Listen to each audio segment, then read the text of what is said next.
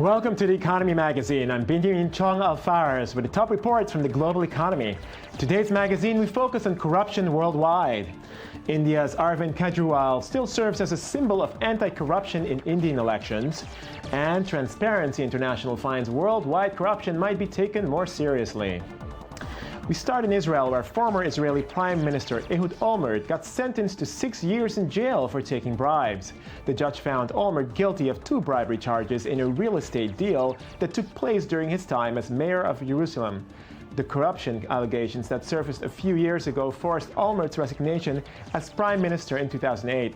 The ruling on Tuesday is the first time a corruption case resulted in the criminal conviction of a former head of government in Israel. As this is only one of several corruption cases that came to light in recent years, we'll have more on the topic of corruption in Israel and around the world following the headlines. U.S. Treasury Secretary Jack Lew urged China to move towards a more market-determined and transparent exchange rate policy. Lew said he would press Chinese officials to allow markets to play a bigger role in determining the value of China's currency. In April, the Obama administration warned China that the yuan was too weak. The weak yuan boosts Chinese production as it makes Chinese exports cheaper, while also making foreign goods less affordable for Chinese consumers. The president of the European Council said in Kiev on Monday that the self-rule referendum in eastern Ukraine was both divisive and illegal. Van Rompuy spoke as separatists in the east announced official results of Sunday's vote, which they said gave them a landslide victory. Leaders from the easternmost Donetsk and Luhansk regions said they would not participate in upcoming elections in Ukraine. Brussels, in response, expanded sanctions against Russia, targeting 2 Crimean companies and 13 more people. We do not recognize the so-called referenda of yesterday. They are illegal, illegitimate, and not credible. They are a way to stir up division among Ukrainians' communities. But I think that we are able to implement the constitutional changes that will enable every Ukrainian to see a united Ukraine and their territorial community within the united Ukraine. U.S. communications giant AT&T is in advanced talks to acquire DirecTV for about $50 billion, close sources say. Under the plan being discussed, management of DirecTV, the largest U.S. satellite TV provider, will continue to run the company as a unit of AT&T. The purchase would give AT&T a national satellite TV provider to combine with its wireless, phone, and high-speed broadband internet services. As viewers increasingly watch video online, the acquisition would allow DirecTV to join its service with a competitive internet package. AT&T, meanwhile, would get national TV presence, allowing them to sell TV with wireless nationwide. European stocks rose, extending a 6-year high as quarterly earnings from European corporate giants exceeded analyst estimates. Germany's biggest steelmaker, ThyssenKrupp, rose 4.7% after saying its 2014 profit will almost double from last year, while Airbus climbed 4.4%. The Stoxx Europe 600 index rose 0.3% in early morning trade in London. The index has risen 7.7% from a low on February 4th to the highest level since January 2008. An increase in M&A activity and an indication that the European Central Bank is ready to support the economic recovery have largely supported the rally. As India wraps up the month-long process to choose its future leadership, Arvind Kejriwal of the Common People's Party is not set to win many mandates. But as a symbol of anti-corruption, he nonetheless embodies much of what India's common people desire. Daniel Roth has the report. The Indian anti-corruption activist turned politician Arvind Kejriwal is emerging in these national elections as a potential third choice between the right-wing BJP and the ruling Congress party. Kejriwal, a former tax collector, has gathered support in his first national campaign from urban masses fed up with ongoing corruption and the lack of basic services, including clean drinking water. Arvind Kejriwal is a very genuine person, very genuine leader, and he's product of the collective consciousness which had grown up in this country after 65 years of pent-up feeling against rank corruption by the state apparatus. Kejriwal, who in the past has encouraged citizens to record government officials asking for bribes and send in the recordings to a hotline he set up, has publicly charged the outgoing law minister BJP leader Narendra Modi, and Congress party members of corruption. Though no formal charges have been brought based on Kejriwal's accusations, the open conversation and the public nature of that conversation are new to India, a place where anything from traffic violations to billion-dollar deals involve scandals. The Common People Party was formed to have a revolution against corruption in this country. It was born with a dream of a corruption-free India. Kejriwal is facing off directly with Modi in the northern city of Varanasi. Kejriwal has attacked his opponent on his pro-privatization platform, casting Modi as rich and out of touch. Modi, running on Hindu nationalist credentials, was accused of doing nothing to stop anti-Muslim riots that left 1,000 dead in 2002. Meanwhile, critics of Kejriwal say he has proven himself unable to govern after he stepped down 49 days into his tenure in Delhi because his minority government couldn't secure the vote for an anti-graft bill. He ran away from a responsibility. He has been a bureaucrat. He was groomed by Mr. Anna Hazare. He's an RT activist. He has lots of credits. But as a politician, he failed. Because in 50 days, he ran away from the seriousness of administration. Kejriwal's Common People's Party is not slated to win many mandates when the votes are finally counted and the national election is announced on May 16th.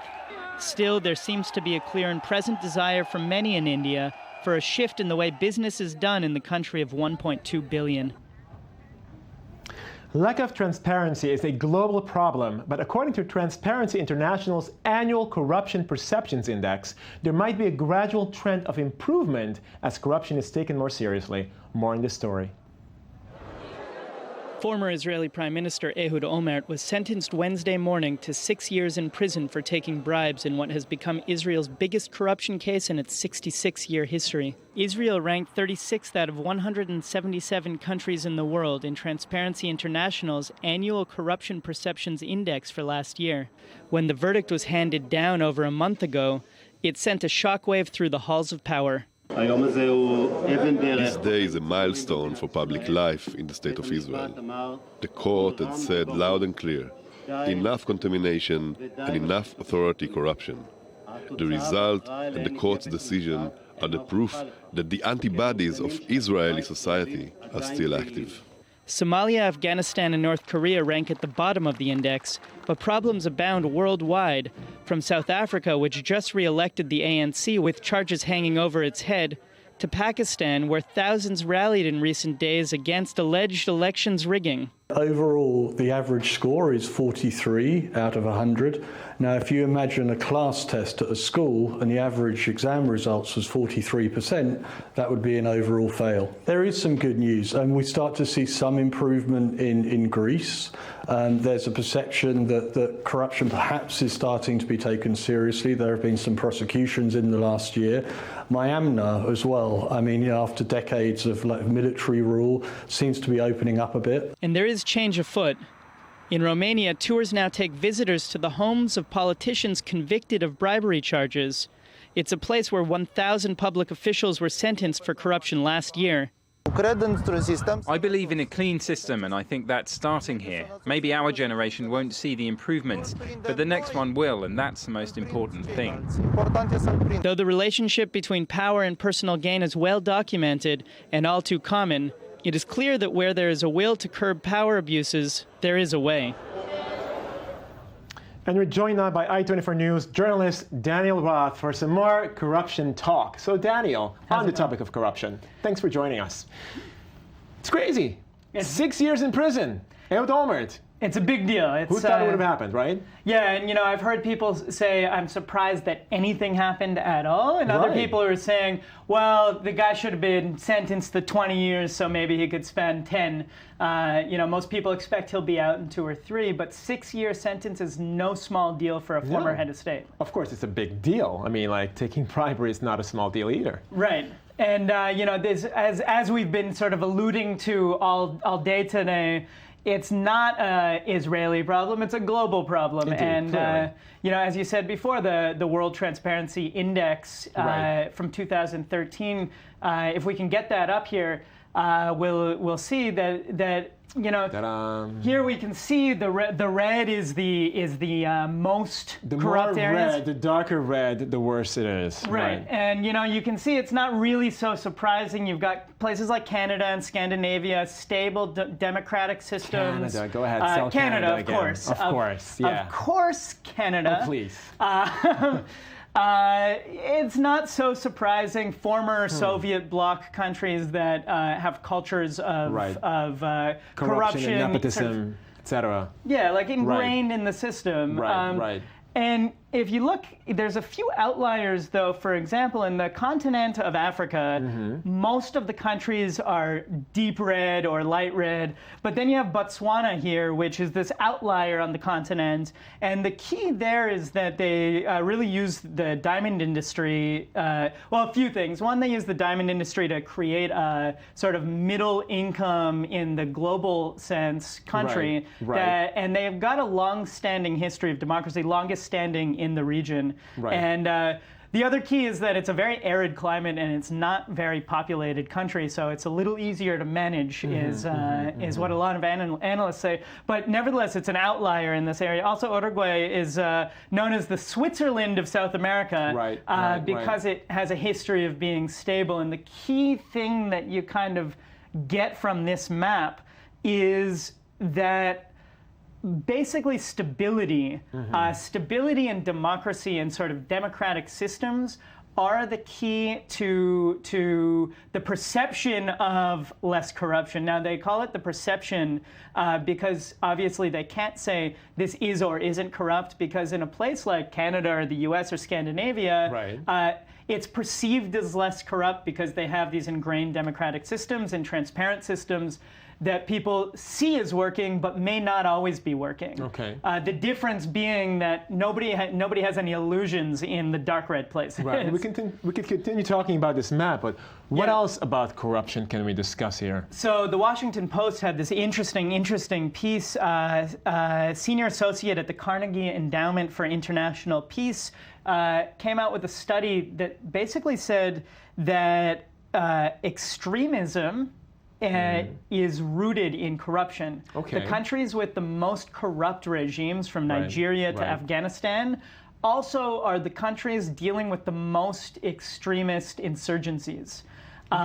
So there's they're reporting on a correlation, certainly, and perhaps a causation. But it's really interesting to think that it's not only that it's unfair. A lot of people think of corruption as this issue of perhaps the rich sort of taking advantage of their positions. Right. But what this is saying is actually that corruption is also at the root of violence and the root of sort of instability that causes war, instability that causes widespread poverty. It's not only about... It seems to me that, if you have an authoritarian regime, needless to say, there's going to be more nepotism, there's going to be more, whoever is friends of whoever is ruling, corruption essentially stems from that very basic kernel.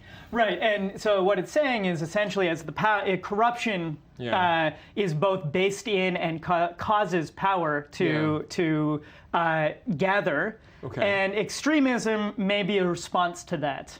So you've got, the more power gathers in one corner, you have power sort of polarizing. It has a polarizing effect, essentially. Okay. Now, The Guardian also ran this interesting piece talking about 4 ways that NGOs working in highly corrupt societies can really fight that. Right. So the number one is having strong internal controls in your organization. This is important to have accountability and to really internally not have any possibility of corruption. Number 2 is external support, meaning relationships with other organizations, relationships with the press, people who can sort of keep you honest. Number 3 is cultivating a culture in the country, really working hard to cultivate a culture around you that normalizes non-corrupt systems. So all the systems, all the relationships, creating culture and using education as a means for really fighting that. And number 4, this is maybe the most important one, is being careful with targets. When you're targeting a corrupt official or a corrupt business person, right. Really having the backup you need, really having a case, and really pushing that. It's important to be careful, because if you're operating in a corrupt environment, you may not have the protection that you wish you had if you're trying to fight the corrupt norms. So it's a really interesting Guardian piece, just sort of talking about how to fight this. To be smart to, in terms of like fighting the power, know how to fight the power, so to speak. Exactly. Okay. All right. Well, on that note, thank you very much, Daniel Roth, for giving us a little bit more insight into how to fight the power. On that note, thank you very much for joining us. Join us again tomorrow and send us your comments.